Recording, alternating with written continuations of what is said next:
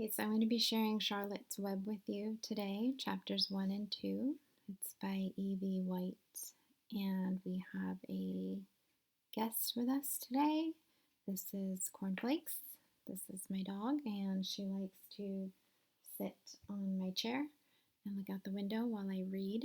So say hi, Corn. So she'll be listening in as I read to you today. And I hope you enjoy, and I'll show you the pictures if there are any as I go along. Okay, chapter 1, Before Breakfast. "Where's Papa going with that axe?" said Fern to her mother as they were setting the table for breakfast. "Out to the hog house," replied Mrs. Arabelle. "Some pigs were born last night."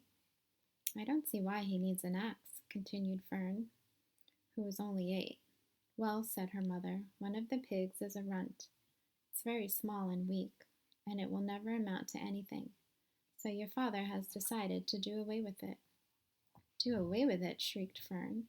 "You mean kill it, just because it's smaller than the others?"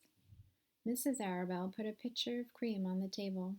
"Don't yell, Fern," she said. "Your father is right. The pig will probably die anyway." Fern pushed a chair out of the way and ran outdoors. The grass was wet and the earth smelled of springtime. Fern's sneakers were sopping by the time she caught up with her father. "Please don't kill it," she sobbed. "It's unfair." Mr. Arabelle stopped walking.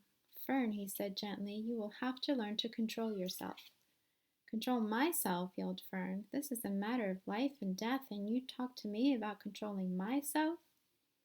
Tears ran down her cheeks, and she took hold of the axe and tried to pull it out of her father's hand. "Fern," said Mr. Arabelle, "I know more about raising a litter of pigs than you do. A weakling makes trouble. Now run along."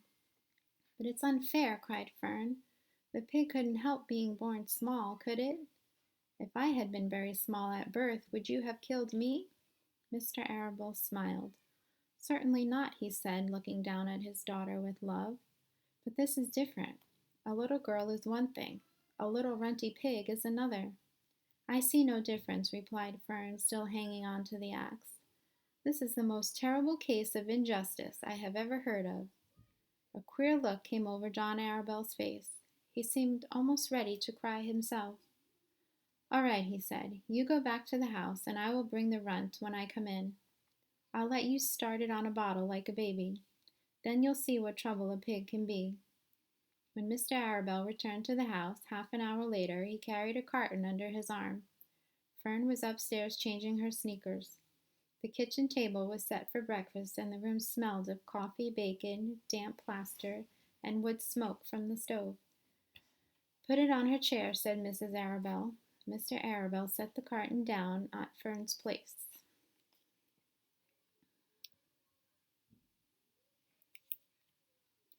Then he walked to the sink and washed his hands and dried them on the roller towel. Fern came slowly down the stairs. Her eyes were red from crying. As she approached her chair, the carton wobbled and there was a scratching noise. Fern looked at her father. Then she lifted the lid of the carton, and there inside, looking up at her, was the newborn pig. It was a white one. The morning light shone through its ears, turning them pink. "He's yours," said Mr. Arabelle, "saved from an untimely death. And may the good Lord forgive me for this foolishness." Fern couldn't take her eyes off the tiny pig. "Oh," she whispered, "oh, look at him. He's absolutely perfect." She closed the carton carefully. First she kissed her father, then she kissed her mother. Then she opened the lid again, lifted the pig out, and held it against her cheek. At this moment her brother Avery came into the room. Avery was 10. He was heavily armed, an air rifle in one hand and a wooden dagger in the other. "What's that?" he demanded. "What's Fern got?" "She's got a guest for breakfast," said Mrs. Arabelle. "Wash your hands and face, Avery." "Let's see it," said Avery, setting his gun down. "You call that miserable thing a pig? That's a fine specimen of a pig. It's no bigger than a white rat." "Wash up and eat your breakfast, Avery," said his mother. "The school bus will be along in half an hour." "Can I have a pig too, Pop?" asked Avery. "No, I only distribute pigs to early risers," said Mr. Arabelle. Fern was up at daylight trying to rid the world of injustice. As a result, she now has a pig. A small one, to be sure, but nevertheless a pig. It just shows what can happen if a person gets out of bed promptly. Let's eat. But Fern couldn't eat until her pig had a drink of milk. Mrs. Arabelle found her baby's nursing bottle and a rubber nipple. Here's her brother. She poured warm milk into the bottle, fitted the nipple over the top, and handed it to Fern. "Give him his breakfast," she said. A minute later, Fern was seated on the floor in the corner of the kitchen with her infant between her knees, teaching it to suck from the bottle. The pig, although tiny, had a good appetite and caught on quickly. The school bus honked from the road. "Run," commanded Mrs. Arabelle, taking the pig from Fern and slipping a donut into her hand. Avery grabbed his gun and another donut. The children ran out to the road and climbed into the bus.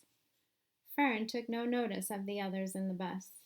She just sat and stared out the window, thinking what a blissful world it was and how lucky she was to have an entire charge of a pig. By the time the bus reached school, Fern had named her pig, selecting the most beautiful name she could think of. It was Wilbur, she whispered to herself.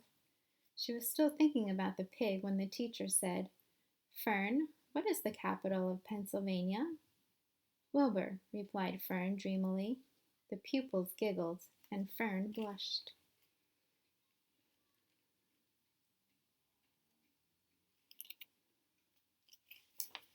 Chapter 2. Wilbur. Fern loved Wilbur more than anything. She loved to stroke him, to feed him, to put him to bed. Every morning, as soon as she got up, she warmed his milk, tied his bib on, and held the bottle for him. Every afternoon, when the school bus stopped in front of her house, she jumped out and ran to the kitchen to fix another bottle for him. She fed him again at supper time and again just before going to bed. Mrs. Arabelle gave him a feeding around noon time each day when Fern was away in school. Wilbur loved his milk, and he was never happier than when Fern was warming up a bottle for him. He would stand and gaze up at her with adoring eyes. For the first few days of his life, Wilbur was allowed to live in a box near the stove in the kitchen. Then, when Mrs. Arabelle complained, he was moved to a bigger box in the woodshed. At 2 weeks of age, he was moved outdoors. It was apple blossom time, and the days were getting warmer. Mr. Arabelle fixed a small yard specially for Wilbur under an apple tree and gave him a large wooden box full of straw with a doorway cut in it so he could walk in and out as he pleased. "Won't be so cold at night?" asked Fern. "No," said her father. "You watch and see what he does." Carrying a bottle of milk, Fern sat down under the apple tree inside the yard. Wilbur ran to her, and she held the bottle for him while he sucked. When he finished the last drop, he grunted and walked away sleepily into his box. Fern peered through the door. Wilbur was poking the straw with his snout. In a short time he had dug a tunnel in the straw.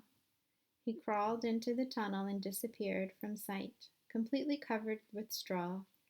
Fern was enchanted. It relieved her to know that her baby would sleep covered up and would stay warm.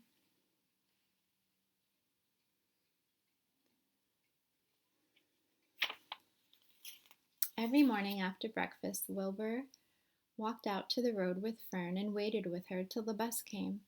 She would wave goodbye to him, and he would stand and watch the bus until it vanished around the turn. While Fern was in school, Wilbur was shut up inside his yard. But as soon as she got home in the afternoon, she would take him out, and he would follow her all around the place. If she went into the house, Wilbur went too. If she went upstairs, Wilbur would wait in the bottom step until she came down again. If she took her doll for a walk in the doll carriage, Wilbur followed along. Sometimes on these journeys, Wilbur got tired, and Fern would pick him up and put him in the carriage alongside the doll. He liked this, and if he was very tired, he would close his eyes and go to sleep under the doll's blanket. He looked cute when his eyes were closed because his lashes were so long. The doll would close her eyes too, and Fern would wheel in the carriage very slowly and smoothly so as not to wake her infants. One warm afternoon, Fern and Avery put on bathing suits and went down to the brook for a swim. Wilbur tagged along at Fern's heels. When she waded into the brook, Wilbur waded in with her. He found the water quite cold, too cold for his liking. So while the children swam and played and splashed water at each other, Wilbur amused himself in the mud along the edge of the brook, where it was warm and moist and delightfully sticky and oozy. Every day was a happy day, and every night was peaceful. Wilbur was what farmers call a spring pig, which simply means that he was born in the springtime.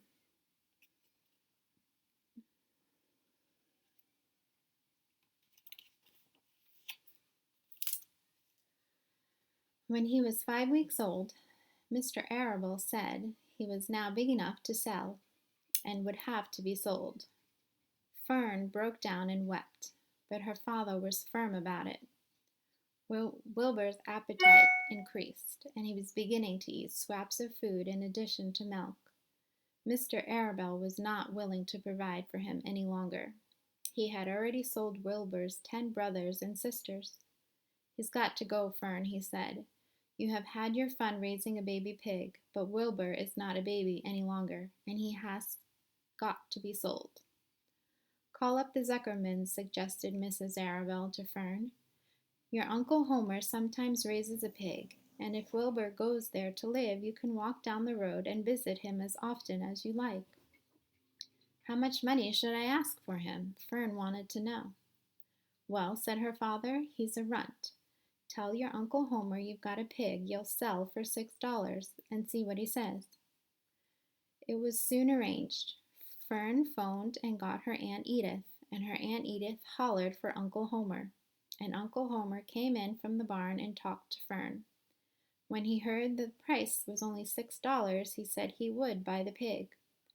Next day, Wilbur was taken from his home under the apple tree and went to live in a manure pile in the cellar of the Zuckerman's barn.